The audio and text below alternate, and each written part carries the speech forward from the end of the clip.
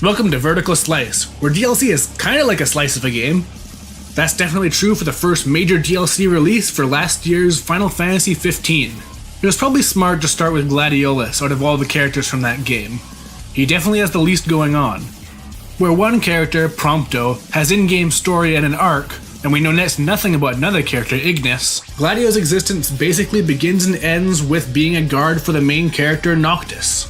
Being the muscle of the group in the base game, Gladio's DLC is centered around an arcade combat trial of sorts.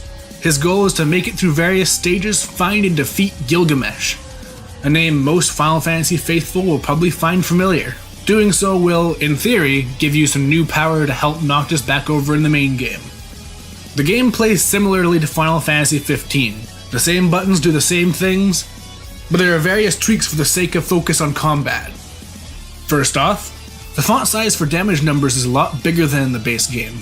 It sounds small, but it actually makes things a lot clearer when things get hectic. You also can't buy healing items, so you can't just spam your way through fights like in the base game. But the biggest changes are three mechanics. Gladio can rack up combos, which give him a damage multiplier. This is essential for taking enemies out quickly, which becomes more of a focus in the score attack mode you unlock after beating the DLC.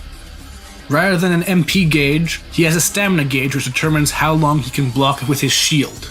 But more importantly, the game heavily encourages parrying. In Final Fantasy XV, you could parry certain attacks when a prompt appeared. There's no prompt in Episode Gladio, but you can parry any attack now by guarding just before an attack hits. In addition to big damage, it also boosts your combo substantially. Finally, Gladio has a series of special attacks you can use by filling a gauge. This is honestly something that felt like it was missing from 15.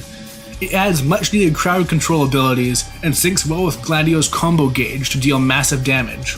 Unfortunately, Episode Gladio's good ideas are held back by 15's combat system. Holding down a button to attack is still awkward, but the biggest problem is guarding. As I said before, to parry you need to guard just before an attack hits, but in order to guard you have to hold down the button.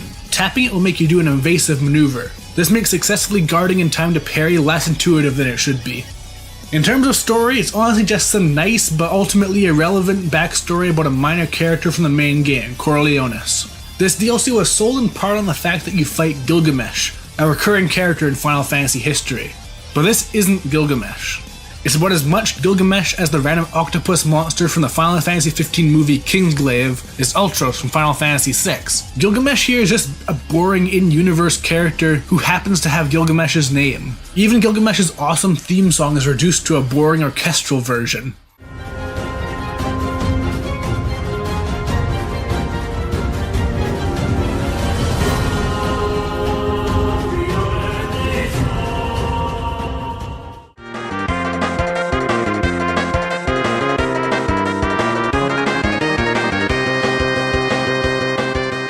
It sucks because Gilgamesh has been reliably one of the funniest, most enjoyable parts of any Final Fantasy.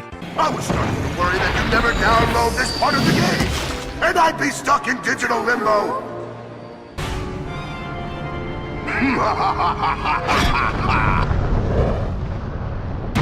Aye! That's it! Just kidding. This is far from the strongest of swords! So to see his name cashed in like this is disappointing. But you don't play Episode Gladio for the story.